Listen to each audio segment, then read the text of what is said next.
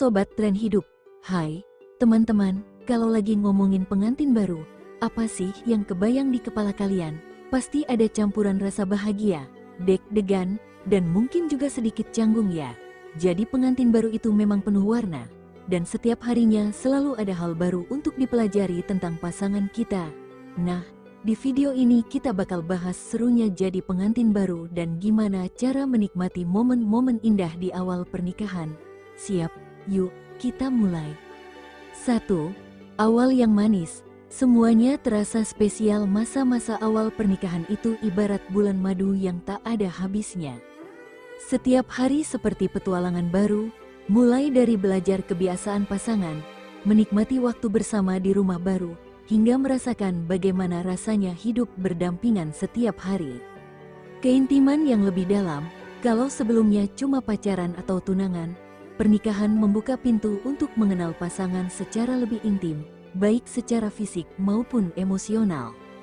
2. Momen kocak yang bikin tertawa. Jadi pengantin baru itu nggak melulu romantis, kadang ada momen-momen lucu yang bikin ketawa sendiri.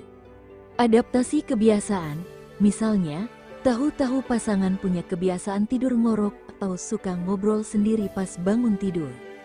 Kegagalan di dapur, coba masak bersama, malah makanannya gosong, tapi justru dari situ tumbuh banyak kenangan lucu yang bisa diceritakan nanti. 3. Belajar saling mengerti. Pernikahan juga mengajarkan kita tentang pentingnya komunikasi dan pengertian. Diskusi hal-hal sepele, dari urusan warna gorden sampai cara melipat pakaian, semuanya jadi pelajaran baru. Mengelola konflik kecil, kadang masalah kecil seperti rebutan remote TV bisa jadi momen belajar kompromi. Jangan lupa saling minta maaf dan tertawa bersama setelahnya. 4. Kebahagiaan sederhana yang bermakna. Jadi pengantin baru juga bikin kita belajar menghargai hal-hal kecil yang sederhana. Sarapan bareng, rasanya beda banget ketika sarapan bareng pasangan, walaupun cuma makan roti dan teh.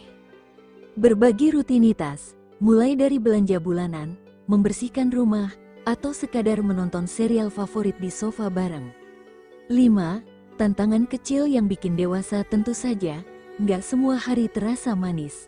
Ada tantangan kecil yang bisa bikin hubungan makin kuat.